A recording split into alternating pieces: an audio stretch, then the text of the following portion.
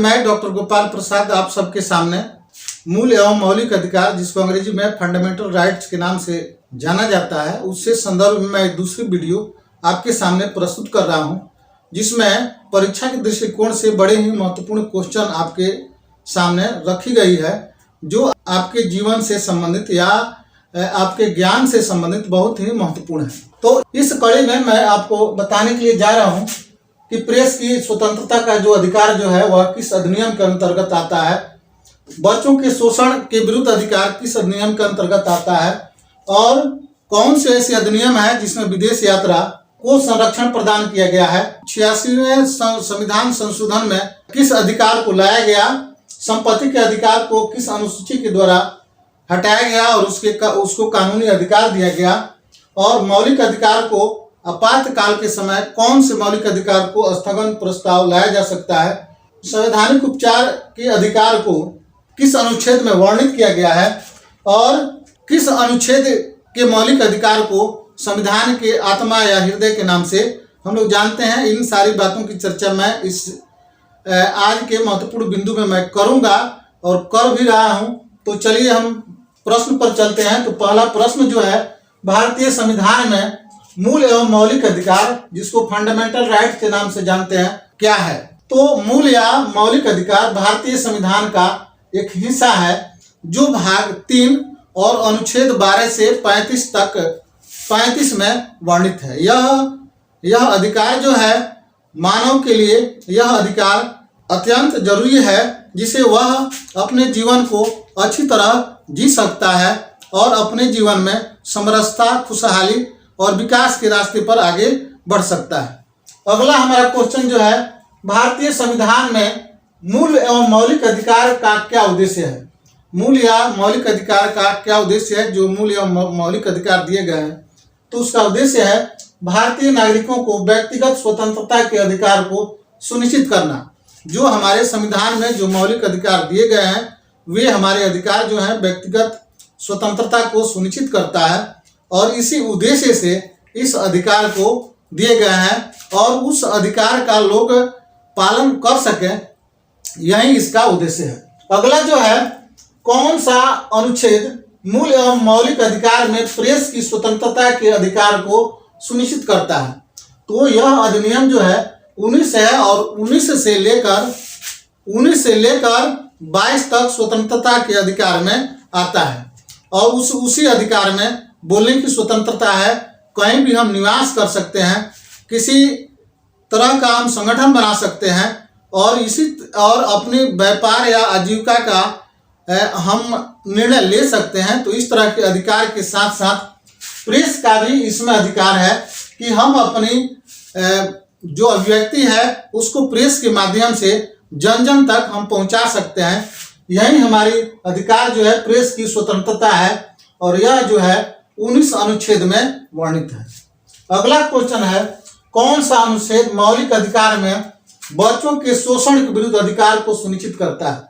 तो यह अधिकार जो है 24 है, और 24 में यह अधिकार वर्णित है कि जो बच्चे 14 वर्ष के उम्र से कम है, उन बच्चों को किसी कारखाने में, खान में या जोखिम भरे कार्यों में उनको नहीं रखा जा सकता है। अगर कोई रखता है तो वह दंड के भागी बन सकता है, क्योंकि यह उम्र जो है बच्चों को शारीरिक रूप से विकास के लिए यह उम्र है। अगर उस समय अगर बच्चे काम करते हैं तो वे शारीरिक रूप से उनका विकास नहीं हो पाएगा। इसीलिए यह बच्चों को अधिकार दी गई है कि अगर वे 14 वर्ष से कम के बच्चे हैं तो वे किसी खान में या कारखानों में या जोखिम भरे कार्यों में उन बच्चों को नहीं रखा जा सकता है। तो यह जो है 24 में वर्णित है। अगला जो है, कौन सा अधिकार है जो मौलिक अधिकार के अंतर्गत विदेश यात्रा के अधिकार को संरक्षण प्रदान करता है। तो यह अनुच्छेद स्वतंत्रता के अधिकार में आता है, और यह अनुच्छेद जो है 21 है। 21 में यह मौलिक अधिकार दिया गया है कि हम विदेश की यात्रा भी कर सकते हैं। तो यह अनुच्छेद 21 है। अगला सवाल है, भारतीय संविधान के 86वें संविधान संशोधन 2002 के अंतर्गत किस अधिकार को जोड़ा गया। तो किस अधिकार को जोड़ा गया। तो यह अधिकार जो है शिक्षा का अधिकार है। क्या है? यह अधिकार शिक्षा का अधिकार है और शिक्षा के अधिकार को 2002 में इसको जोड़ा गया और ऐसी अधिनियम रखी गई और ऐसे अधिकार दिए गए कि जो हमारे बच्चे हैं उनको शिक्षा से हम कभी वंचित नहीं कर सकते हैं। अगला जो है, भारतीय संविधान से संपत्ति के अधिकार को मौलिक अधिकार की सूची से हटाकर किस अनुच्छेद में इसको जोड़ा गया? तो 44वें संविधान संशोधन के अनुसार 44वें संविधान संशोधन के अनुसार 1978 में जो हमारी जो संपत्ति के अधिकार थी उसको मौलिक अधिकार से हटाया गया और हटाकर 300 अनुच्छेद 300 में 1978 में इसको जोड़कर इसको कानूनी अधिकार दिया गया। संपत्ति के अधिकार को कानूनी अधिकार दिया गया लेकिन उसको मौलिक अधिकार से उसको हटा दिया गया और इस अधिकार के हटने के बाद तब मौलिक अधिकारों की संख्या 6 रह गई। इसके पहले 7 थी लेकिन जब यह लागू हुआ, जब संपत्ति का अधिकार जब हट गया तब मौलिक अधिकारों की संख्या 6 रह गई। अगला जो है, राष्ट्रीय आपातकाल में किस अनुच्छेद को मूल या मौलिक अधिकार को स्थगित नहीं किया जा सकता है? देखिए, जब राष्ट्रीय आपातकाल जब लागू होता है उस समय जो हमारी मौलिक अधिकार जो है उन मौलिक अधिकार को स्थगित किया जा सकता है। राष्ट्रीय आपातकाल में किस अनुच्छेद के मूल या मौलिक अधिकारों को स्थगित नहीं किया जा सकता है? तो देखिए, बहुत सारे अधिकार जो हैं राष्ट्रीय आपातकाल की घोषणा जब होती है तो स्थगित कर दिए जाते हैं, लेकिन जो अधिकार जो है 20 और 21 ये ऐसे अधिकार हैं जिनको स्थगित नहीं किया जा सकता है। जो अनुच्छेद 20 का अधिकार जो है जिसमें यह है कि अगर हमें पुलिस किसी भी शक में अगर गिरफ्तार करती है, हमें अपराधी घोषित करती है, तो उस समय हमें अपने आप को अपराध मुक्त सिद्ध करने का हमें अधिकार है। हमें अपने आप को अपराध मुक्त सिद्ध करने का हमें अधिकार है। और 21 जो है जीवन से संबंधित स्वतंत्रता का अधिकार है। जीवन से संबंधित, प्राण से संबंधित यह स्वतंत्रता का अधिकार है और इन दोनों अधिकारों को किसी भी आपातकाल की कैटेगरी में इन्हें स्थगित नहीं किया जा सकता है। अगला सवाल है, भारतीय संविधान में किस अनुच्छेद में संवैधानिक उपचारों के अधिकार का वर्णित किया गया है? तो जो संवैधानिक उपचारों का जो अधिकार जो है अनुच्छेद 32 में है और इस 32 में 5 तरह के अधिनियम दिए गए हैं, जिसमें पहला अधिनियम जो है बंदी प्रत्यक्षीकरण, दूसरा जो है परमादेश, तीसरा जो है प्रतिषेध लेख और चौथा जो है उत्प्रेषण है और पांचवा जो है अधिकार पृच्छ लेख है। ये सारे जो अधिनियम जो है इस अधिनियम को हाई कोर्ट को इस पर कार्य करने का अधिकार प्राप्त है। यह उस परिस्थिति में हाई कोर्ट काम करती है जब कोई व्यक्ति गिरफ्तार होता है तो उसको 24 घंटे के अंदर जिला मजिस्ट्रेट के सामने उपस्थित करना होता है। परमा आदेश, जब कोई पदाधिकारी किसी कार्य को नहीं करता है तो उस समय कोर्ट जो है उन्हें अपने कर्तव्य को निर्वहन करने का उन्हें आदेश देती है। उसी तरह जब कोई न्यायालय किसी अधिनियम के तरह अगर काम नहीं करता है तो जो उच्चतम न्यायालय जो है उन्हें आदेश देता है उस कार्य को करने के लिए। और इसी तरह के हमारे जितने अधिकार जो हैं, 5 अधिकार जो हैं इस 32 अनुच्छेद के तहत आते हैं, जिस पर कार्य उच्च न्यायालय और उच्चतम न्यायालय के द्वारा किया जाता है। अगला जो है, भारतीय संविधान के किस मौलिक अधिकार को संविधान का हृदय के नाम से जाना जाता है? संविधान के हृदय या संविधान की आत्मा, हृदय या आत्मा हो सकती है। और यह अधिकार जो है संवैधानिक उपचारों का अधिकार, क्या नाम है? संवैधानिक उपचारों का यह अधिकार है। इस अधिकार को संविधान का हृदय या आत्मा के नाम से हम लोग जानते हैं। अगला सवाल है, भारतीय संविधान के किस अनुच्छेद के अंतर्गत मौलिक अधिकार के तहत किसी व्यक्ति को एक अपराध के लिए एक ही बार सजा दी जा सकती है? यह अनुच्छेद जो है 20 है और इसके अंतर्गत यह संविधान ने अपने अंतर्गत यह मौलिक अधिकार दी है कि जब कोई व्यक्ति अगर किसी प्रकार का अगर कोई अपराध करता है तो उस अपराध के लिए उन्हें एक ही बार सजा दी जा सकती है। और दूसरी बात यह है कि जब जिस कालखंड में वह उस अपराध को करता है, उसी कालखंड के अनुसार उसको सजा भी दी जाएगी।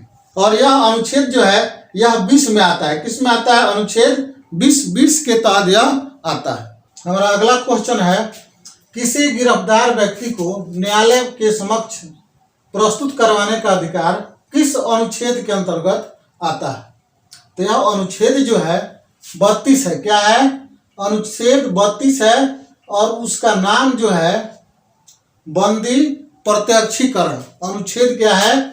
32 अनुच्छेद है और इस अनुच्छेद के अंतर्गत बंदी प्रत्यक्षीकरण के अंतर्गत आता है कि अगर किसी व्यक्ति को पुलिस गिरफ्तार करती है तो यह उसका कर्तव्य है कि वह 24 घंटे के अंदर जिला मजिस्ट्रेट के यहाँ उस गिरफ्तार व्यक्ति को उपस्थित करे।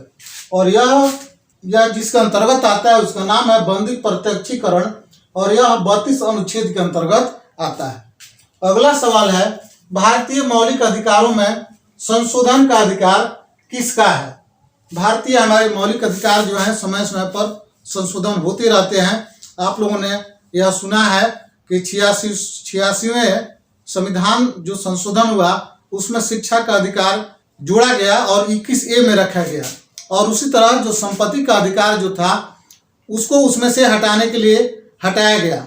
तो यह समय समय पर उसमें संशोधन की जाती है, कुछ हटाए जाते हैं, कुछ नए नियम लाए जाते हैं जो मानव जीवन के लिए अत्यंत आवश्यक हो।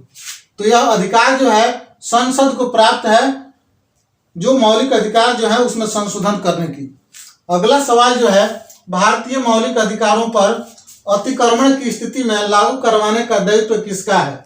तो मानिए अगर हमारे मौलिक अधिकारों में अगर हमारे अधिकार पर किसी के द्वारा अतिक्रमण किया जाता है तो उस स्थिति में उसे लागू करवाने का दायित्व जो है उच्च या उच्चतम न्यायालय को है। किसका है? उच्च या उच्चतम न्यायालय को है। अगला जो है, भारतीय नागरिकों के मौलिक अधिकार को निलंबित करने की शक्ति किनको प्राप्त है?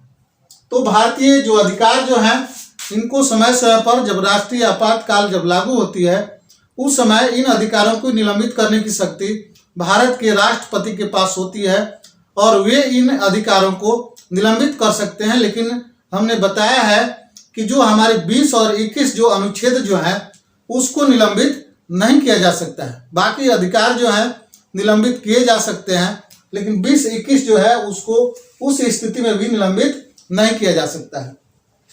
अगला सवाल है, किस वाद में मूल अधिकारों के ढांचे में परिवर्तन किए बिना संशोधन करने की अनुमति दी गई? तो यह जो वाद जो है यह केशवानंद भारती वाद है और इस केशवानंद भारती वाद में यह निर्णय सुनाया गया कि संविधान के जो मौलिक अधिकार जो हैं उसके ढांचे में कहीं छेड़छाड़ नहीं की जाएगी, लेकिन उन ढांचों को छेड़छाड़ किए बिना उसमें संशोधन की जा सकती है और यह वाद जो है केशवानंद भारती वाद है।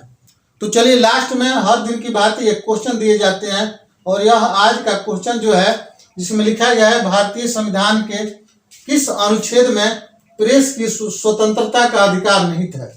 भारतीय संविधान के किस अनुच्छेद में प्रेस की स्वतंत्रता का अधिकार निहित है?